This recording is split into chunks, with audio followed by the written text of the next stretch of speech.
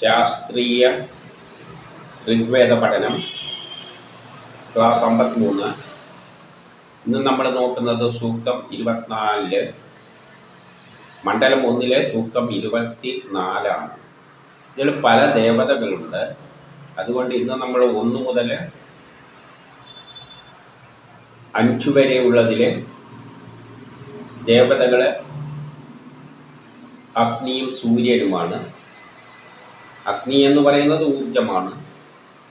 സൂര്യനാണ് എല്ലാ ഊർജത്തിൻ്റെയും ഇരിപ്പിടം. ആ നിലയിൽ ഈ 2 ദേവതകളെ നമുക്ക് മന്ത്രം 1 മുതൽ 5 വരെയുള്ളതിൽ നോക്കാം. ഇപ്പോൾ ആദ്യം 1-ാമത്തെ മന്ത്രത്തിലേക്ക് പോകാം. ഋഗ്വേദം മണ്ഡലം 1 അനുഭാഗം 6 സൂക്തം 24 1. ഋഷി ശുനശേവൻ, ദേവതാ പ്രജാപതി, അഗ്നി സവിതാവ് വരുണൻ, ഛന്ദസ് തൃഷ്ടുപ്പ് ഗായത്രി. കസ്യ നൂനം കഥമസ്യാമൃതാനാം മനാമഹേ ചാരുദേവസ്യ നാമ കോനോ മഹ്യ അതിഥയേ പുനർദാത് പിതരം ച ദൃശേയം മാതരം ച.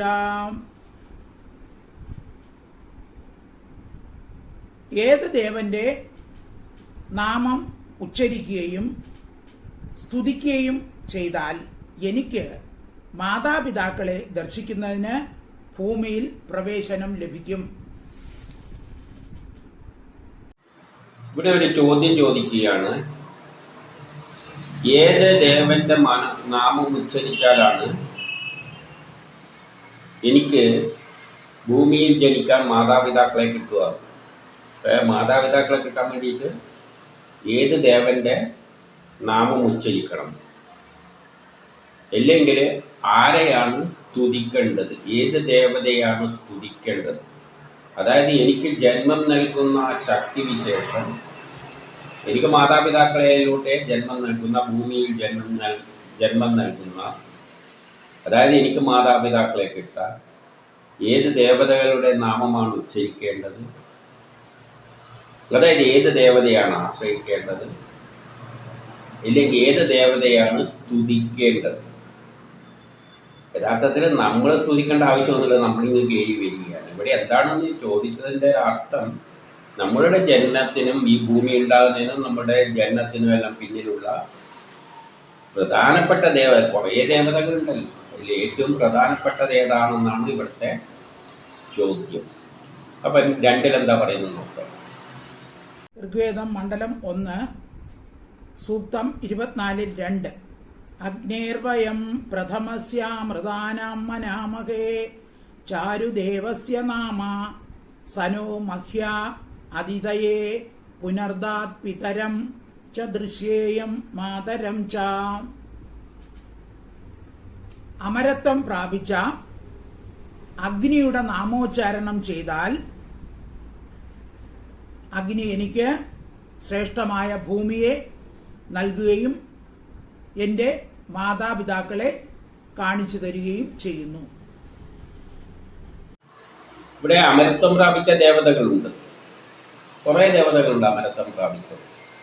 അമരത്വം എന്ന് പറഞ്ഞാൽ മരണമില്ലാത്ത.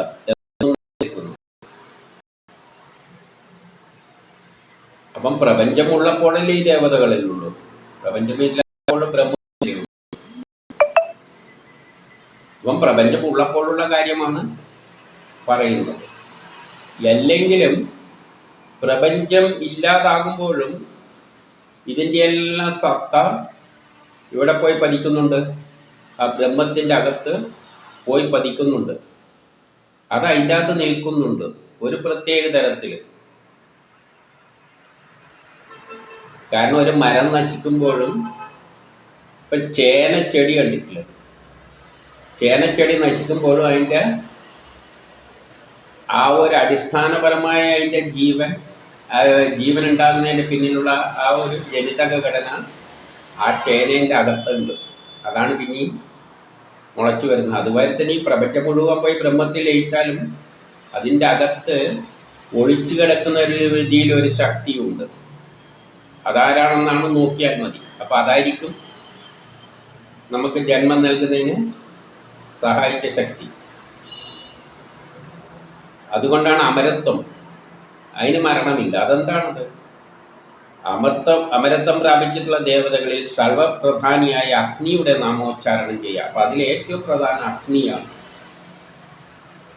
കാരണം ഊർജമാണ്. അപ്പോൾ ഊർജത്തിൽ നിന്നാണ് ഈ പ്രപഞ്ചം മുഴുവൻ ഉണ്ടായത്. എനർജിയിൽ നിന്നാണ് E=mc². ഈ എനർജിയിൽ നിന്നാണ് പ്രപഞ്ചം മുഴുവൻ ഉണ്ടായത്. അപ്പോൾ ആദ്യം എന്തിനും നമ്മൾ സ്തുതിക്കാൻ അഗ്നി തന്നെയാണ്. ഈ അഗ്നിയെല്ലാം ഏതിൽ നിന്ന് വന്നാണ്? ഈ ബ്രഹ്മത്തിൽ നിന്ന് വന്നാണ്. അപ്പം ബ്രഹ്മത്തിൽ നിന്ന് വരുമ്പം പൊട്ടൻഷ്യൽ എനർജി കൈനറ്റിക് എനർജി ആകുന്ന മാതിരി ചിന്തിച്ചാൽ ആധുനിക സയൻസിൻ്റെ നിലയിൽ ഉറങ്ങിക്കിടക്കുന്ന എനർജിയാണ് പൊട്ടൻഷ്യൽ എനർജി, പുറത്തേക്ക് വരുന്നത് കൈനറ്റിക് എനർജി. അപ്പം പ്രപഞ്ചമാകുമ്പോൾ അത് കൈനറ്റിക് ഫോമിൽ, അപ്പം പ്രപഞ്ചകാലം പോയിട്ട് ബ്രഹ്മത്തിൽ ലയിക്കുമ്പോൾ അത് പൊട്ടൻഷ്യൽ എനർജിയാണ്. ആ ബ്രഹ്മത്തിൻ്റെ അകത്ത് എന്തോ ഒരു ശക്തിവിശേഷമായിട്ട് കിടക്കുന്നുണ്ട്. അപ്പോൾ അഗ്നി തന്നെയാണ് പ്രഥമ ദേവത. അതുകൊണ്ടാണ് വേദങ്ങൾ ആദ്യം തന്നെ അഗ്നിയിൽ തുടങ്ങിയിരിക്കുന്നത്, ദേവത അഗ്നി എന്ന് പറഞ്ഞുകൊണ്ട്. ഇപ്പം സൃഷ്ടി നടത്താനും ചിന്തിക്കണമല്ലോ. ചിന്തിക്കണമെന്ന് നമ്മളെ തലയൊന്നും വേണ്ട. പ്രേരക ശക്തിക്ക് തലയൊന്നുമില്ല. മാങ്ങേനെ ഭൂമിയിലേക്ക് പ്രേരിപ്പിക്കുന്ന ഒരു ശക്തിയുണ്ട്. അതിന് തലയൊന്നുമില്ല. തല വേണമെന്നൊന്നുമില്ല. തലയെല്ലാം നമുക്കാണ്, മനുഷ്യനെ ആവശ്യമുള്ളൂ തല. അതിന് ഈ ശക്തികൾക്കൊന്നും തലയൊന്നും ആവശ്യമില്ല. അപ്പം സൃഷ്ടി ഉണ്ടാകുന്നതിനെക്കാട്ടി മുമ്പിൽ ആ ഒരു ശക്തി ആ ഒരു പ്രേരണ ഉണ്ടാകേണ്ടിക്ക് തന്നെ ഒരു ശക്തി ഉണ്ടെങ്കിലേ പ്രേരണ ഉണ്ടാവുള്ളൂ. നമുക്ക് പോലും ചിന്തിക്കേണ്ടിക്ക് ഊർജം വേണ്ടേ? അപ്പം പിന്നെ ആദ്യം പ്രപഞ്ചം ഉണ്ടാക്കണമെന്ന് ആ ബ്രഹ്മത്തിന് തോന്നുമ്പോൾ തന്നെ ഊർജത്തിലൂടെ അത് സാധിക്കുകയുള്ളൂ. അപ്പം ആദ്യത്തെ പ്രഥമ ദേവത ആര് തന്നെയാണ്? അഗ്നി തന്നെയാണ്. അവൻ എനിക്ക് ശ്രേഷ്ഠമായ ഭൂമിയെ നൽകുകയും, അവനാണ് എനിക്ക് ഭൂമിയെ നൽകിയത്. അതായത് ഊർജമാണ്, പിന്നെ കണങ്ങളെല്ലാമായിട്ട് അവസാനം ഭൂമിയെല്ലാമായിട്ട് മാറിയത്. അതിലൂടെയാണ് ഞാൻ മാതാപിതാക്കളെ കാണുകയും ചെയ്തത്. എനിക്ക് മാതാപിതാക്കളെ ലഭിച്ചത് എന്തുകൊണ്ടാണ്? ഈ ഭൂമിയുള്ളതുകൊണ്ടാണ്. ഭൂമിയില്ലെങ്കിൽ മാതാപിതാക്കൾ എങ്ങനെയാണ് ഉണ്ടാകുന്നത്? അപ്പം ഭൂമിയുള്ളത് കൊണ്ടാണ് മാതാപിതാക്കളെല്ലാം ഉണ്ടായത്. അപ്പോൾ ഭൂമി കിട്ടിയത് തന്നെ ഇതിൽ നിന്നാണ്? അഗ്നിയിൽ നിന്നാണ്. അപ്പം നമ്മൾ ആദ്യം സ്തുതിക്കേണ്ട പേര് പറയേണ്ടത് അഗ്നി തന്നെയാണ്. അതുകൊണ്ടാണ് ഋഗ്വേദമെല്ലാം ആദ്യം അഗ്നിയിൽ നിന്ന് തുടങ്ങിയത്. നമ്മൾ എന്ത് കർമ്മം ചെയ്യുമ്പോഴും അഗ്നിസാക്ഷിയായിട്ട് ചെയ്യണമെന്ന് പറയുന്നതിലൂടെ എല്ലാത്തിൻ്റെയും ഉത്ഭവത്തിൻ്റെ ആദ്യ ദേവത അഗ്നിയാണ്. ആ അർത്ഥം പറയാൻ വേണ്ടിയാണ്. അല്ലാതെ അഗ്നിക്ക് നിങ്ങൾ വിളക്കെത്തിക്കേണ്ട കാര്യമൊന്നും ഇല്ല. ഇനി മൂന്നാമത്തെ ഋഗ്വേദ മണ്ഡലം 1 സൂക്തം 24-3. അഭിത്വാ ദേവ സവിതർ ഈശാനാം വാര്യാണാം സദാവൻ ഭാഗമീമഹേ. സദാ സംരക്ഷണ സ്വഭാവത്തോടു കൂടിയവനും ദാന സമ്പത്തുകളുടെ സ്വാമിയുമായ സവിതാവ് ഞങ്ങൾക്ക് എല്ലാ ഐശ്വര്യങ്ങളും നൽകുന്നു. ഇതിൽ രണ്ടാമതായിട്ട് സംരക്ഷണ സ്വഭാവമുള്ള സവിതാവിനെ പറ്റി പറയുകയാണ്. സവിതാവ് എന്ന് പറയുന്നത് സൂര്യനാണ്. അപ്പോൾ നമ്മളെ സംരക്ഷിക്കുന്ന സൂര്യൻ. കാരണം നേരത്തെ അഗ്നി പറഞ്ഞു, അഗ്നിയുടെ ഊർജത്തിന്റെ സ്രോതസ് എന്ന് പറയുന്നത് സൂര്യനാണ്. അപ്പം സൂര്യനുള്ളത് കൊണ്ടാണ് നമുക്ക് സംരക്ഷണം കിട്ടുന്നത്. സൂര്യനില്ലെങ്കിൽ ഭൂമി പോലും ഇല്ല. നമ്മളെ ഊർജം കിട്ടുന്നത് സൂര്യനിൽ നിന്നാണ്. അപ്പം രണ്ടാമത് നമ്മൾ ഏറ്റവും അധികം നമ്മളെ ജന്മത്തിന് കാരണം സൂര്യനാണ്. സൂര്യനുണ്ട്, ഭൂമിയുണ്ട്. ആ ഭൂമിയാകുന്നത് സൂര്യനുള്ളത് കൊണ്ടാണ്. ചൂട് കിട്ടുന്നതും ജീവജാലങ്ങൾക്ക് വളരാനല്ല അവസരം ഉണ്ടാകുന്നതെല്ലാം സൂര്യനുള്ളത് കൊണ്ടാണ്. അപ്പം സംരക്ഷണം സൂര്യനാണ്. ഭൂമി തന്നെ സംരക്ഷിക്കപ്പെടുന്നത് സൂര്യനിലാണ്. കാരണം ഭൂമി സൂര്യൻ്റെ ഓർബിറ്റിലാണ് കിടക്കുന്നത്. അല്ലെങ്കിൽ ഭൂമി അങ്ങ് തെറിച്ചു പോയി അങ്ങനെ എവിടെയെങ്കിലും പോയി കറങ്ങി കൂട്ടിയിടിച്ച് എല്ലാം ഇല്ലാതായി പോകുമായിരുന്നു. പക്ഷേ സൂര്യൻ്റെ ഓർബിറ്റിലായതുകൊണ്ട് അതിന് സ്വതന്ത്രമായിട്ട് അങ്ങനെ ചുറ്റാരും ശല്യം ചെയ്യില്ല. അപ്പം ഭൂമി എപ്പോഴും സംരക്ഷിക്കുന്നത് സൂര്യനാണ്. പിന്നെയോ ദാനസമ്പത്തുകളുടെ സ്വാമിയാണ്. എല്ലാ സമ്പത്തുകളും ദാനം ചെയ്തിരിക്കുന്നത് സൂര്യനാണ്. സൂര്യനുള്ളത് കൊണ്ടാണ് ഭൂമി സുരക്ഷിതമായ ഓർബിറ്റിൽ ചുറ്റുന്നത്. അങ്ങനെ ഭൂമി ചുറ്റുന്നത് കൊണ്ടാണ് സീസൺസ് എല്ലാം ഉണ്ടായത്. സീസൺ ഉണ്ടായത് കൊണ്ടാണ് സമ്പത്തുകൾ ഉണ്ടായത്. സമ്പത്ത് എന്ന് പറയുമ്പോൾ എന്തെങ്കിലും കന്നുകാലികൾ ഉണ്ടായാലും കൃഷി ഉണ്ടായാലും സീസൺസ് ഉണ്ടായി. ഭൂമി ഒരു പ്രത്യേക ഓർബിറ്റിൽ ചുറ്റുന്നതുകൊണ്ട് കാലാവസ്ഥകൾ ഉണ്ടാകുന്നു, അതിനനുസരിച്ച് ചെടികൾ വളരുന്നു, മറ്റുള്ള ജീവജാലങ്ങൾ ഉണ്ടാകുന്നു. അപ്പം എല്ലാം ദാനം നൽകിയത്, നമുക്കിതെല്ലാം ദാനം നൽകിയത്, നമ്മളെപ്പോലും ദാനം നൽകിയത് ഈ സൂര്യനാണ്. ഭൂമി അങ്ങനെ ചുറ്റുന്നതുകൊണ്ട് നേരെ മറിച്ച് ഭൂമി സൂര്യന് ചുറ്റും ഒരു കൃത്യവട്ടത്തിലാണ് ചുറ്റിയിരിക്കുന്നതെങ്കിൽ എപ്പോൾ ഒരുപോലെ ആയിരിക്കും. സീസൺസ് ഉണ്ടാവില്ല, നമ്മൾ ജനിക്കില്ല.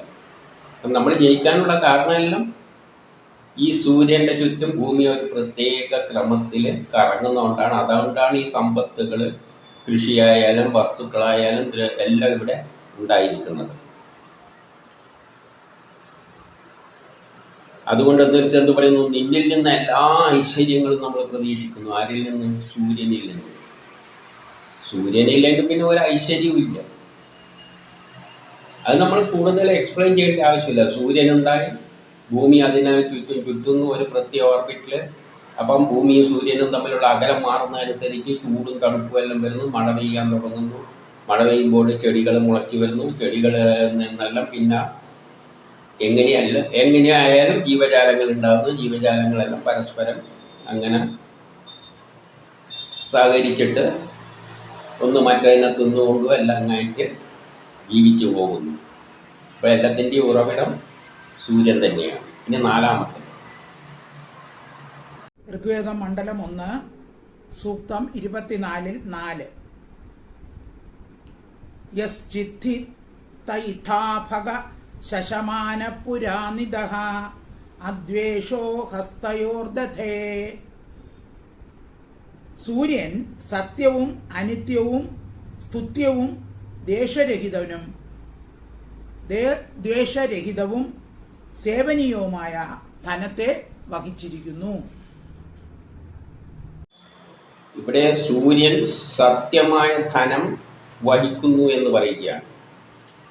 എന്താണ് സത്യമായ ധനം?